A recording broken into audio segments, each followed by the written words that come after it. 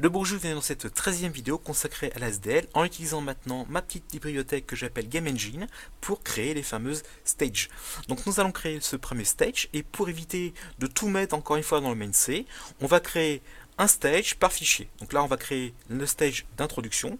Donc j'ai créé deux fichiers que sont introduction stage.h, donc le fichier d'entête, le header, et introduction stage.c où il y aura les fonctions. D'accord? Donc dans votre répertoire, vous créez deux fichiers, introduction stage.h, attention le point .h est important, et introduction.c, qu'on mettra entre les fonctions. Pour éviter qu'il fasse des inclusions récursives, je vais ici bloquer via mes deux petites commandes qui vont bien le fait qu'ils connaissent ou pas introduction stage. N'oubliez pas à la fin de bien mettre la commande processeur if.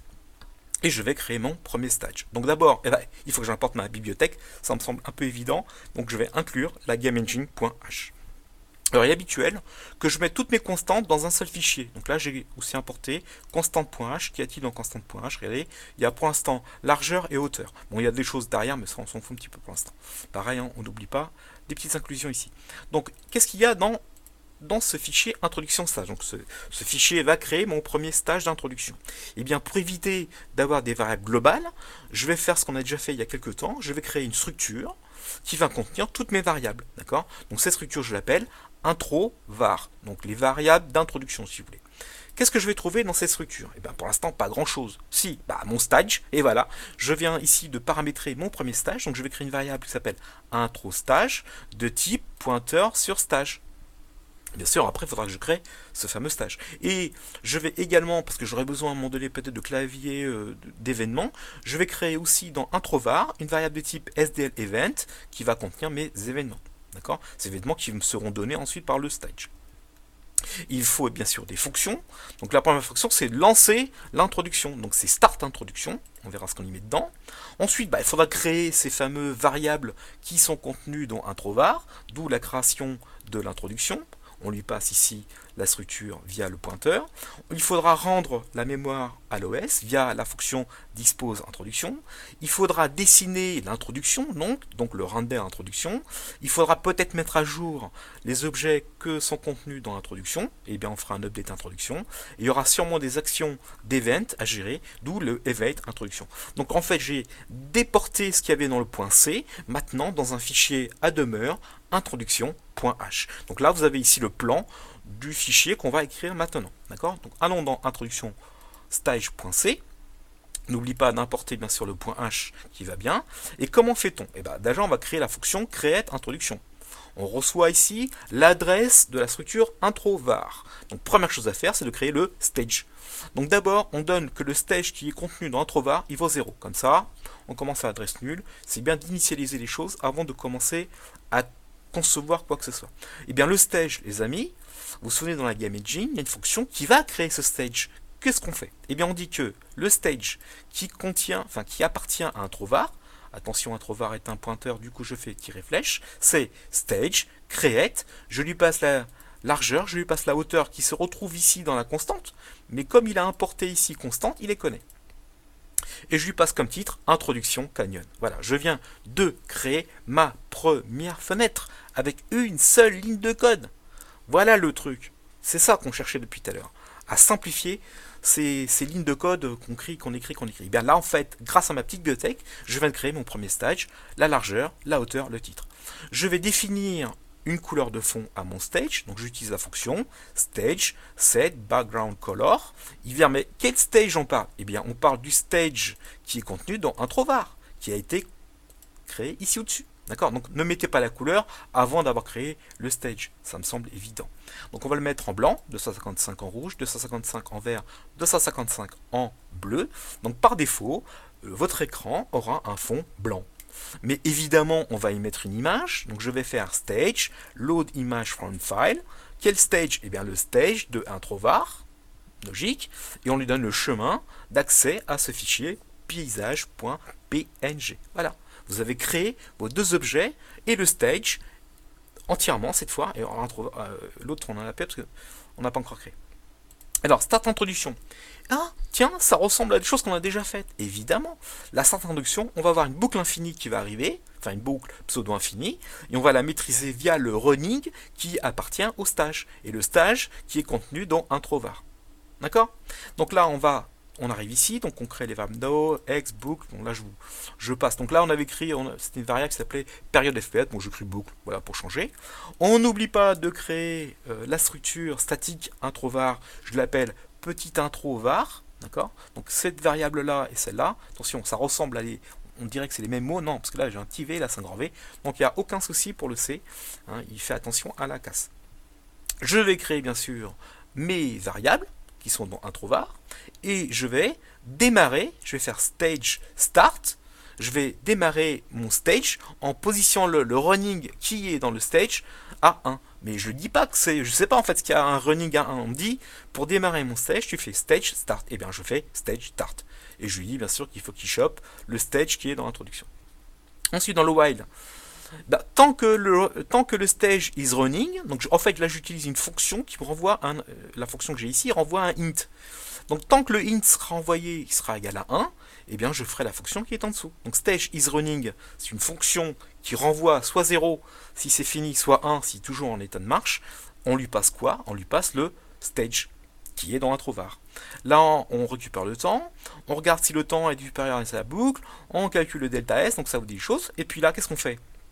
On va appeler la fonction stage process event, donc pour récupérer les événements, d'accord? Ces événements-là, je lui passe le stage, ici, et lui, il me renvoie l'event, que je mets tout de suite en mémoire dans introvar. Donc maintenant, dans introvar, j'ai une référence vers l'événement qui a été généré par mon stage. D'accord? Je vais bien sûr faire maintenant des events introduction via maintenant mon introvar qui est mis à jour, parce que l'événement est au-dessus, il a été mis à jour. Je peux maintenant faire des updates, je peux faire des renders, j'oublie pas de mémoriser le temps d'avant égale le temps de maintenant, je fais des délais si j'ai du temps qui coule, et avant de repartir, de sortir de ma boucle while, n'oublie pas de faire un dispose, introduction de mes introvars, tout bêtement.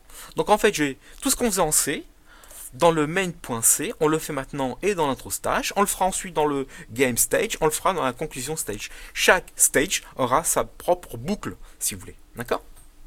Alors, qu'est-ce qu'on va trouver dans les fonctions dispose introduction? C'est tout bête. Il faut quoi d'abord? Il faut rendre la mémoire du stage. Donc je fais stage, dispose, mais quel stage? Le stage de l'intro var. Il faut afficher des choses à l'écran. Donc pour afficher, vous vous souvenez, il faut faire des stage render et des stage flip. Et bien, c'est comme ça, comme on l'avait fait avant. Donc je fais stage render, mais de render de quel stage? Et bien de l'intro, du stage d'introvar. Et qu'est-ce que je flip? Et bien je flip quoi? Le stage dans l'introvar.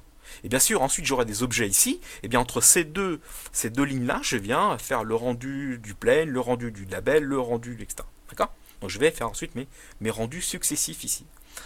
L'update introduction, là pour l'instant, il n'y a rien. Donc il n'y a rien, mais il est là. Si on en a besoin, on sait où elle est. Et dans les events d'introduction, on reçoit toujours l'intro. Ici, introvar. Et je refais exactement ce qu'on faisait précédemment. C'est-à-dire que si j'ai appuyé sur la touche échappe, d'accord? Donc par défaut, la bibliothèque, quand vous fermez la fenêtre, par défaut, elle s'arrête.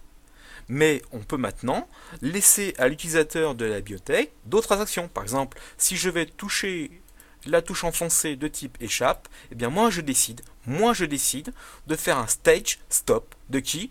De stage, tout bêtement. Et donc j'afficherai aussi close pour voir qu'on a bien fermé. Donc là ça me laisse la possibilité à l'utilisateur de la bibliothèque de faire de ce qu'il veut. Est-ce que tu peux arrêter? On peut arrêter avec n'importe quelle touche. Mais par défaut, si vous allez appuyer sur la croix barrée de la fenêtre se fermera. D'accord? Donc voilà pour les events, et c'est fini. Et c'est fini. Le point main, de quoi on a besoin? Eh bien, rien en fait, quasiment rien. Bon, là on peut éviter. On importe la bibliothèque Game Engine, vous allez comprendre pourquoi, et on importe l'introduction stage. C'est tout bête. C'est tout bête, le main est vide, complètement vide. Et c'est ça qu'on cherchait depuis tout à l'heure, avoir un main le plus petit possible pour que la maintenance du code soit simple. Première chose à faire dans le main ici, c'est d'initialiser la SDL. Donc vous vous souvenez, en tout début de vidéo, on faisait SDL underscore init. Non, plus besoin. Dans le Game Engine, il y a une fonction qui s'appelle GE, Game Engine, init, point. Et il se débrouille tout seul. Qu'est-ce que je fais tout de suite? Eh bien, je vais faire Start Introduction. Je vais introduire mon premier stage. En faisant ça, automatiquement, dans l'introduction, ici, il va créer le stage, l'event, etc., etc. Quand j'aurai fini, quand je vais faire Stop, il va ressortir de sa propre boucle interne. Il va venir ici. Qu'est-ce qu'il va faire ici? Eh bien, via le Game Engine, je vais faire GE, quitte, et j'aurai fini. C'est pas beau tout ça? Alors on fait un CTRL S. Ah si, quelque chose de très très important, évidemment très important. Si je compile actuellement, je vais planter, parce que mon makefile, il n'est pas du tout adapté. Donc il faut reprendre le makefile. Donc attention. Mais non, il y a des choses il y a des nouveaux fichiers qui sont apparus, donc il faut maintenant que j'utilise, voilà, maintenant il faut que j'utilise ces fichiers-là pour compiler ce qui se doit. Donc dans le wall, avant on avait uniquement le main.o. Bah, maintenant il faut lui rajouter le GameEngine.o et l'introduction objet.o, d'accord? Pour compiler, il a besoin maintenant du main.o, du GameEngine.o et de l'introduction.o. Et on sort toujours le canyon.x. Évidemment, les fichiers arrivant, il y a des .o qui vont apparaître. Évidemment, pour compiler le tout, il faut que ces fichiers-là viennent dans l'exécutable. Donc du coup, on a besoin d'une commande un peu plus sophistiquée. Le main.o, donc le main a besoin de quoi? Il dépend de la GameEngine.c et de l'introduction.c. Donc c'est ce que j'ai fait ici dans MyFile. Le main.o, il dépend du main.c, ce qui est logique, mais il dépend aussi du GameEngine.c et de l'introduction stage. Donc si je modifie un de ces trois fichiers-là, il va recompiler le main.o et il recombinera bien sûr le all. Donc il va compiler les éléments qui lui sont nécessaires, pas plus, pas moins. Le GameEngine.o, il dépend de quoi? Eh bien, il dépend de la GameEngine.c. Là, il n'y a pas de dépendance autre que lui-même. Donc, quand obtient-on le GameEngine.o? On fait gcc-c GameEngine.c, fichier de sortie GameEngine.o. L'introduction stage, il dépend de quoi l'introduction stage? Il dépend de GameEngine et de constante. Bon, constante non, parce qu'une constante, il sera défini de fait. Donc, de GameEngine, il dépend de l'introduction stage, évidemment. D'accord? Parce que pour générer le point O, il faut que je parte du point C. Sinon, je ne peux pas obtenir un point O si je n'ai pas le point C. Et bien sûr, du GameEngine.c. Donc, si je modifie ma bibliothèque GameEngine, automatiquement, l'introduction stage va se remettre à jour. D'accord? Et pour obtenir ce introduction stage.o, on fait gcc-c. Donc, tu vas sortir quoi comme résultat? Donc, tu ne sors pas l'exécutable, mais tu vas sortir quoi? Donc, à partir de introduction.c, on va générer en sortie un introduction.o. Donc quand je vais lancer mon programme, si je ne me suis pas trompé, d'accord, pardon si je me suis trompé, mais si je ne me suis pas trompé, on doit obtenir la première fenêtre d'introduction, en gros la fenêtre paysage, vous vous souvenez, en 800 par 480, et tout bêtement, avec un programme .c très simple. Allez, on y va.